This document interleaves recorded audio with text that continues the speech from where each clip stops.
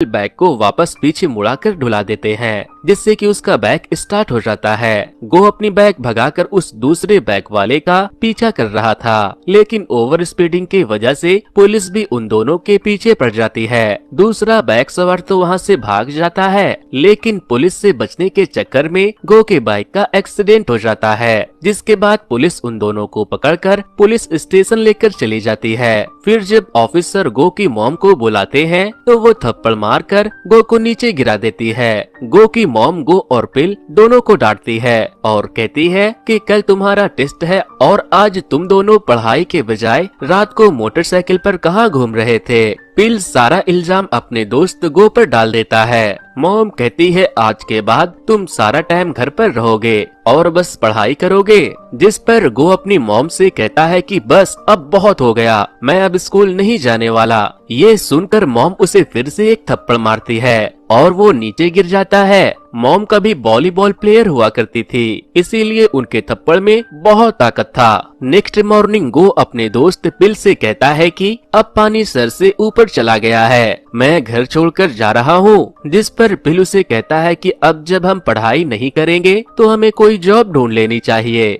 गो कहता है कि तुम्हारा आइडिया अच्छा है, हम दोनों को किसी दूसरे शहर जाकर कोई जॉब करना चाहिए, जिस पर पिल उससे कहता है कि मैं अपनी ग्रैंडमा को अकेला छोड़कर नहीं जा सकता, क्योंकि मेरे अलावा उनका ख्याल रखने वाला कोई दूसरा नहीं है। जिसके बाद गो अकेले ही उस शहर को छोड़कर बस में बैठकर दूसरे शहर के लिए निकल जाता है। इधर उसकी मॉम उसके लिए परेशान हो रही थी। मॉम को परेशान देखकर उसके साथ काम करने वाली एक महिला उससे कहती है कि जब वो घर आए तो उसके टांगे तोड़ देना। गो जैसे ही बस स्टॉप से बाहर निकलता है, वो एक गुलाबी बालों वाली लड़की को देखता है। इस लड़की का नाम कुंग था। कुंग गो से कहती है कि तुम मुझे ऐसे क्या देख रहे हो? तो गो कहता है मैं तुम्हारे गंदे बालों को देख रहा हूँ। गो उसे डराने की कोशिश करता है, जिस पर वो उसके अखरोट में एक जोरदार पंच मारकर उसे नीचे गिरा देती है और फिर वो वहाँ से भाग जाती है। मारूर खाकर गो रोड पर इधर उधर जॉब की तलाश में भटक रहा था।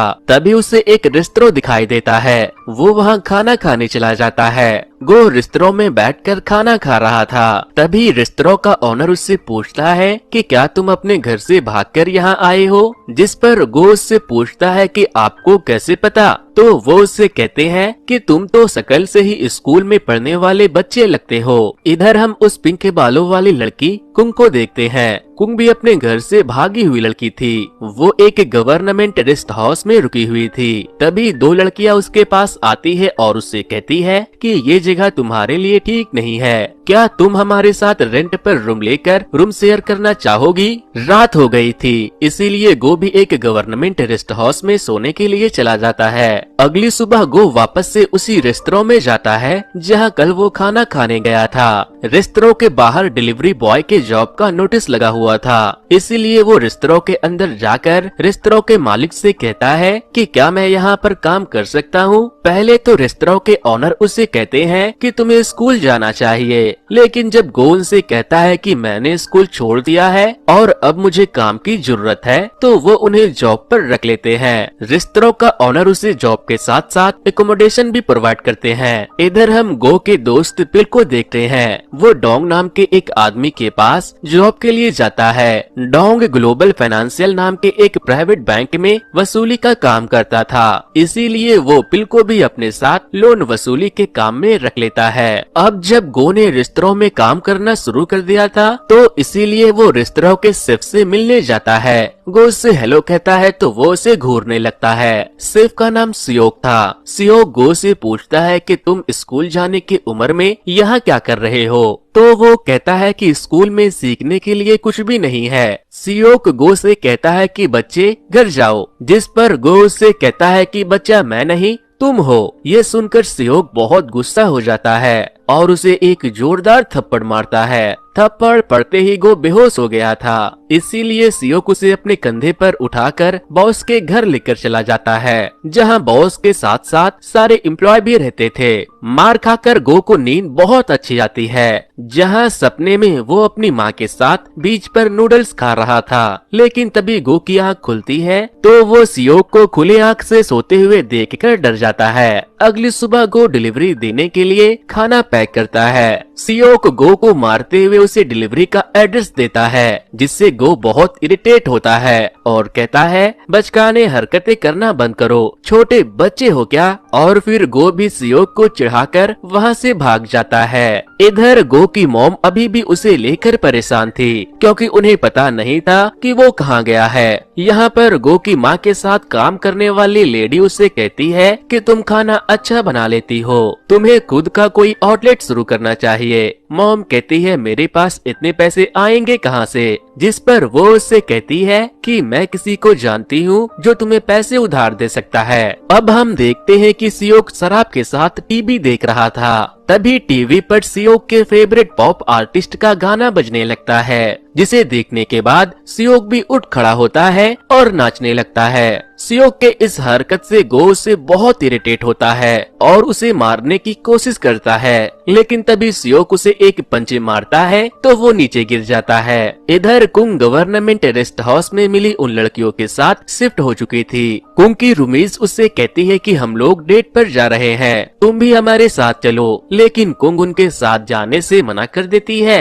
और अकेले कहीं चली जाती है। अगले सुबह हम पिल्को डोंग के साथ global financial private loan company के कार्ड को दूसरों के दुकानों के बाहर फेंक कर एडवर्टाइज करते हुए देखते हैं। दूसरी तरफ गो के बॉस को एक प्लेट नूडल्स का ऑर्डर आया था, जिसके बाद गो पार्सल लेकर वहां से निकल जाता है। लेकिन जब वो अपने लोकेशन पर पहुंचता है तो वो कुंग को देखता है। गो कुंग को देखते ही उससे लड़ने लगता है, क्योंकि उस दिन बस स्टॉप के बाहर कुंग ने उसके अखरोट तोड़े थे। इसी मारामारी में कुंग नीचे गिर जाती है और गलती से गो का हाथ कुंग के ब्रेस्ट पर चला जाता है, जिसके बाद गो तुरंत उससे माफी मांगता है, लेकिन कुंग उसे मार मार कर बेहोश कर देती है। फिर रात को जब गो को होश आता है तो वो अपने बॉस के घर जाता है। उसकी पिटाई की खबर सुनकर सियोक उसके ऊपर बहुत हंस रहा था। तभी गो के फोन पर उसके दोस्त पिल का कॉल आता है, लेकिन गो बाथरूम में रो रहा था, इसीलिए सियोक उसका कॉल उठा लेता है और पिल से कह देता है कि गो की अभी अभी मौत हो गई। लेकिन तभी गो बाथरूम से बाहर निकलकर आता है और सियोक से फोन छीनकर बाथरूम में उससे बात करने के लिए चला जाता है। थोड़ी देर के बाद जब गो वापस बाथरूम से आकर खाना खाने लगता है तो सियोक उससे कहता है कि मार खाकर पेट नहीं भरा जो तुम खाना खाने बैठ गए। यहाँ पर बातों बातों में सियोक को पता चल जाता है कि गो एक लड़की से मार खाकर आया है और यह सुनते ही मोटा भाई सोफे पर हंस कर लोटपोट होने लगता है। अब हम कुंग को देखते हैं। वो जब अपने रूम में जाती है तो वो देखती है कि उसके रूमीज ने अपने बॉयफ्रेंड को वहाँ बुलाया हुआ है। वो उन लड़कों को वहाँ से जाने को कहती है तो वो वहाँ से नहीं जाते और वो कुंग को भी अपने साथ बैठाने के लिए जबरदस्ती करने लगते हैं, जिसके बाद कुंग उनसे लड़ने लगती है। कुंग एक बॉक्सर थी, इसीलिए वो उन लड़कों में से एक लड़के को बहुत मारती है, जिसके बाद दूसरा लड़का उठता है और कुंग को मारने लगता है, क्योंकि उसने भी बॉक्सिंग की ट्रेनिंग ली थी। वो दूसरा लड़का कुंग को बहुत मारता है, जिसके बाद कुंग को वहाँ से अपनी जान बचाकर भागना पड़ता है, लेकिन वो लड़के उसके पीछे पड़ जाते हैं। इधर गो अपनी मॉम को याद करके इमोशनल हो रहा था और उन्हें मैसेज करने की कोशिश कर रहा था और सियोक उसे बार बार तंग कर रहा था। इसके बाद गो सिगरेट पीकर अपना मूड ठीक करने के लिए छत पर चला जाता है, जहां वो बी को हिलाते हुए देख लेता है। लेकिन जब वो उसके करीब जाता है तो वो देखता है कि वो एक पैन के साथ शेफ बनने की प्रैक्टिस कर रहा था।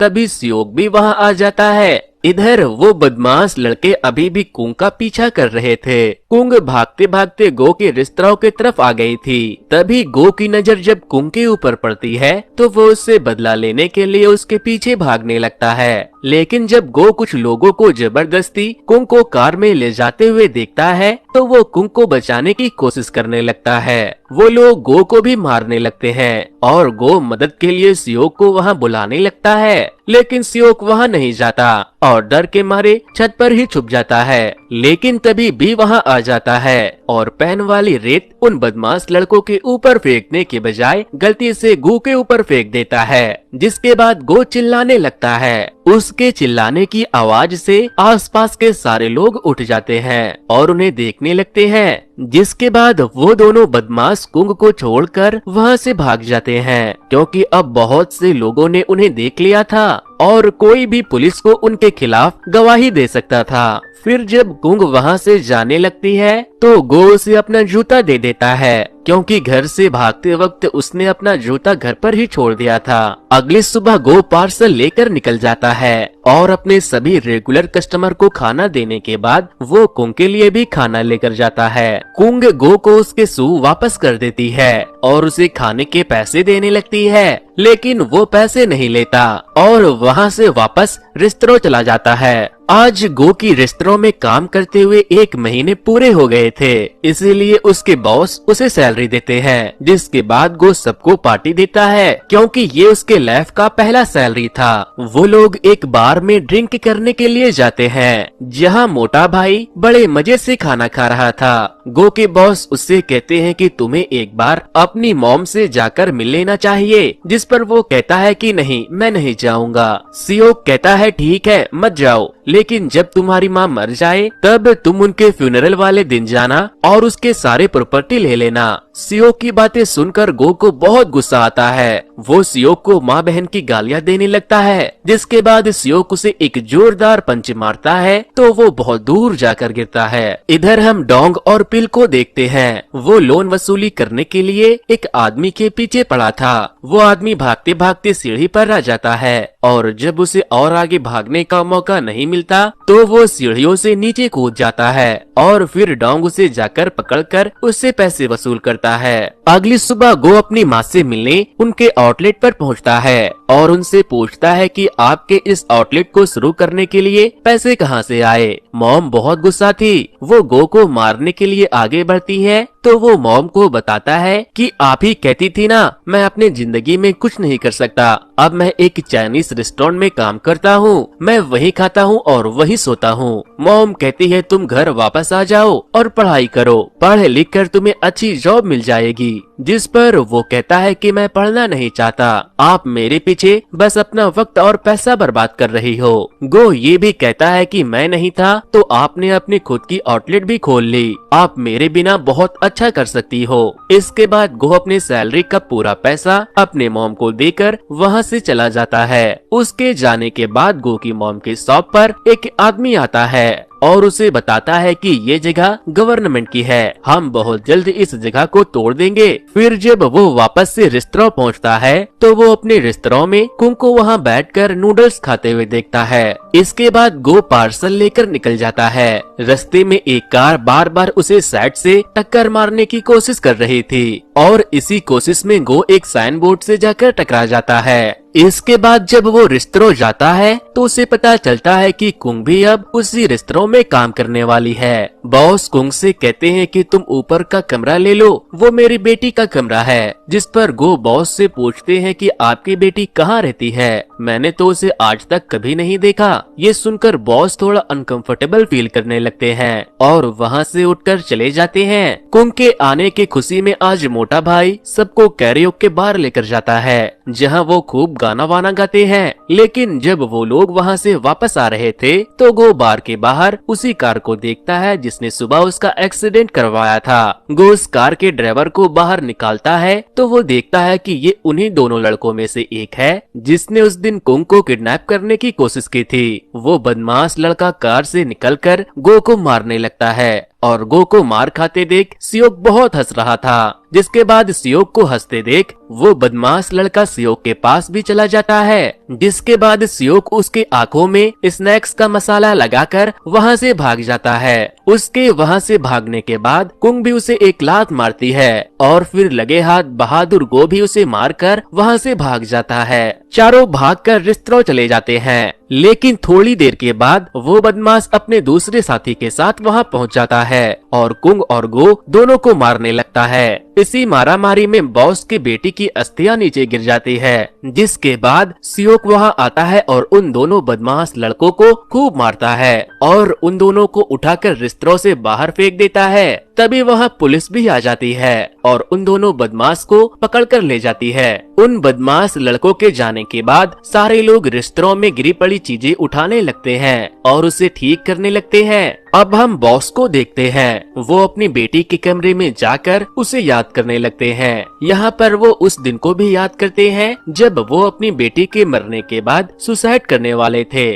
और तभी उसके रिश्तों में खाना खाने सियोक आया था और उसने उसे मरता हुआ देखकर उसकी जान बचाई और तब से वो उसी के साथ रहने लगा था। इधर हम पिल को देखते हैं। ग्लोबल फाइनेंशियल कंपनी के हेड बॉस उससे कहते हैं कि गो टोस्ट वाली लेडी के पास जाओ, उसे गवर्नमेंट ने स्टोर तोड़ने के लिए नोटिस दिया है, उससे हमारे पैसे निकाल कर लाओ। पिल उनसे पैसे लेने से मना करने लगता है, लेकिन कंपनी के हेड उसकी एक नहीं सुनते और उसे पैसे वसूलने को कहते हैं। अगली सुबह जब गो उठता है तो रेस्टोरेंट के बाहर बहुत सारे बॉडीगार्ड और लग्जरी कार को लगा हुआ देखता है। फिर जब वो रेस्टोरेंट के अंदर जाने लगता है तो कुछ गार्ड्स उसे दरवाजे पर ही रोक देते हैं। गो देखता है कि सूट बूट में एक आदमी सियोक को उसके साथ चलने के लिए कन्विंस कर रहा था। दरअसल ये सियोक का मैनेजर था जो सियोक को कई महीनों से ढूंढ रहा था, क्योंकि सियोक एक बहुत ही रिच और डेंजर गैंगस्टर था। मैनेजर सियोक को बताता है कि आपके गैर मौजूदगी में 2 गैंग वालों ने हमारे गैंग के लोगों का जीना मुश्किल कर दिया है और वो हमारे गैंग का नामो निशान मिटाना चाहते हैं। इस वक्त हमें आपकी सबसे ज्यादा जरूरत है। जिसके बाद सियोक बॉस से कहता है कि अब मुझे यहाँ से चलना चाहिए। वो जाते जाते सियोक और बी को बॉस का ख्याल रखने का बोलकर वहाँ से अपनी कार में बैठकर चला जाता है। सियोक के जाने के बाद गो अच्छा फील नहीं कर रहा था, इसीलिए वो फ्रेश एयर लेने के लिए नदी के किनारे जाने लगता है, जहाँ कुंग भी उसके साथ जाती है। तभी पिल उसे फोन करके बताता है कि तुम्हारे मॉम के शॉप को तोड़ने का नोटिस मिला है। जिसके बाद गो